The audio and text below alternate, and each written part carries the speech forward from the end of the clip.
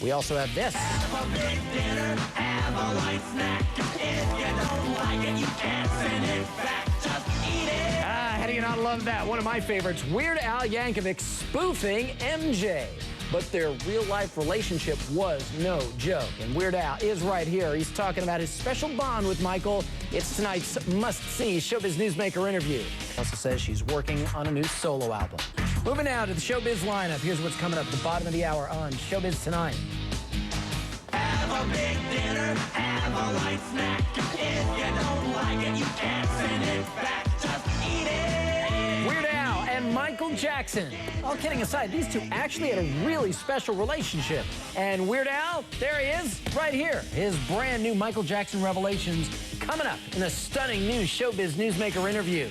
Bone Star.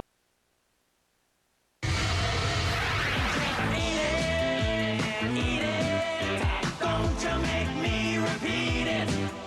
Have a banana, have a whole bunch. It doesn't matter what you had for lunch. Just eat it, eat it, eat it. That was Weird Al Yankovic with his parody, of course, of Michael Jackson's hit song, Beat It, Eat It, catapulted Weird Al into pop stardom, something that might not have happened if he didn't get Michael Jackson's blessing. Weird Al is right here to tell me how all that went down, and this is Weird Al when?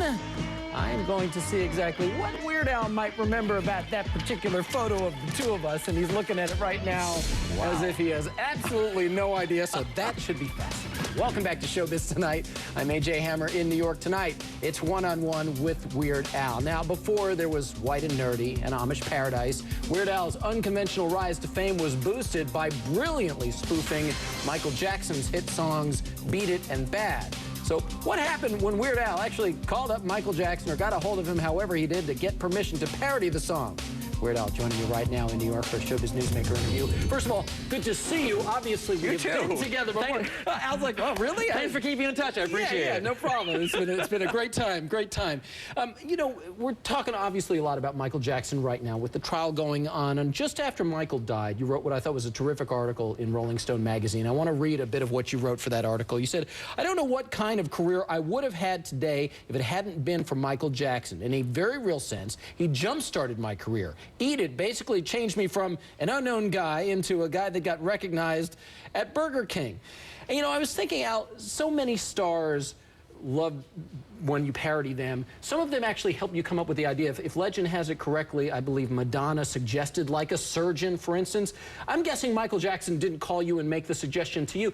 Did you pick up the phone and call up Mike and say, hey, Mike, I got an idea? How'd that go? Right. I didn't really have his home phone number at the time, Okay. but I was amazed that I actually got through to him because Michael Jackson was ostensibly the largest star in the universe at the time, and I was a relative unknown. So basically, my peeps talked to his peeps, but within a few weeks, the message got through, and he signed off on it, and somewhere there's a document, a contract, with his signature next to mine saying that we are the co-writers of Eat It. So it just amazed me. That's fantastic. I can't believe you didn't have his phone number at the time. No, but seriously, we have to remember, this was when Thriller was at its absolute height, and now the greatest selling album of all time. I want to take another look at another one of your brilliant parodies of a Michael Jackson song.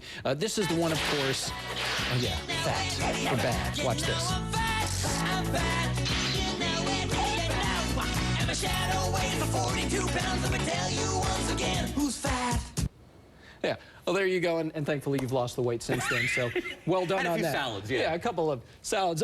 So, as I was saying, a lot of stars are just thrilled if you cover one of their songs. For a lot of people, it's a rite of passage. In the music business, did Michael have any concerns at all? Was he reluctant about you messing with his masterpieces in any way? If he was reluctant, he sure didn't indicate that to me. He was always a great sport, had a terrific sense of humor. In fact, when we did the Fat video, that was actually Michael Jackson's subway set. That was the one that he used for his Moonwalker long-form video. So he was always very accommodating and a fan of my work. Wow, what a huge vote of confidence. Here, use the set, Yeah, Al, no problem. Great. And you met him a few times. You did get a chance to shake his hand. hand and spend a little time with him. I read in that same article in Rolling Stone, you considered him to be otherworldly when you met him in person. What did you mean by that? It's hard to articulate. I mean, it was just very odd to meet him because he's such a larger-than-life figure. It was almost like meeting somebody out of Madame Tussauds Wax Museum. It was like, this person can't exist in reality. It's like, it was just hard to comprehend that this is an actual human being. Yeah. He just seemed so bigger than life. Yeah, I actually was on the set, what was it, for the Scream video, and I didn't shake his hand, but I was right there on the set doing some reporting while they were shooting it, and I sort of felt the same way. Yeah. It didn't seem like a real thing that was actually happening.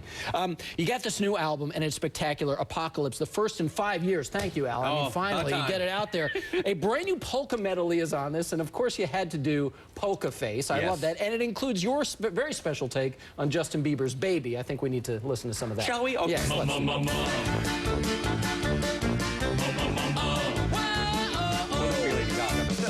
Can't read mine, no, he can't read my Polka Face. She's got to love nobody. Can't read mine, no, he can't read my Polka Face. She's got to love nobody. Pop, pop, pop, Polka Face, pop, pop, Polka Face. Pop, pop, pop, Polka Face, pop, pop, Polka Face. Hey! Baby, baby, baby. Baby, baby, baby. Baby, baby, baby. I thought you'd always Perfect. be And of course, the album is Alpocalypse. Yes. Name of the album. I mean, that's an instant classic right there. Bieber and Gaga. Do you ever worry about topping yourself? I mean, do you ever get a little nervous that it's not going to come to you? That's one of the reasons why it took 5 years for this last album to come out, because every album that I do, I try to make it the best thing I've ever done. It's like a lot of self-imposed pressure. So it's always a little bit difficult to top myself every time out. All right. Do we need to get to that photo now? Are you darn let's curious? look at it again. If we could put that up, Charles, Okay. here in the wall. Wow. I'll give you $5. You tell me what year that was. Really? Yeah. Okay, the pressure's Based on on. the shirt and the hair alone, Okay. can you figure it out? You got 10 seconds. I'm going to say 1985. No. 89. Really? Okay. I'm going to say 89. I'm almost certain. Oh, you don't even know. You're I'm guessing almost certain too. to the month at a Halloween Okay. radio station concert we did in 1989, 22 years ago, Al. You and me hanging out Wow. backstage. How about that? Well, you haven't changed a bit. Either of you, sir. Great to see you. Pleasure. Great, yeah, well, I'll keep in touch this time, Okay. I promise. Make sure you catch Weird Al on his Alpocalypse tour right now. If you can't make it to one of his live performances, or even if you can, purchase Weird Al Yankovic Live, the Alpocalypse tour on DVD and Blu-ray right now. Again, great to see you, Al. Thank you. All right, moving on now to Demi Moore and Ashton Kutcher.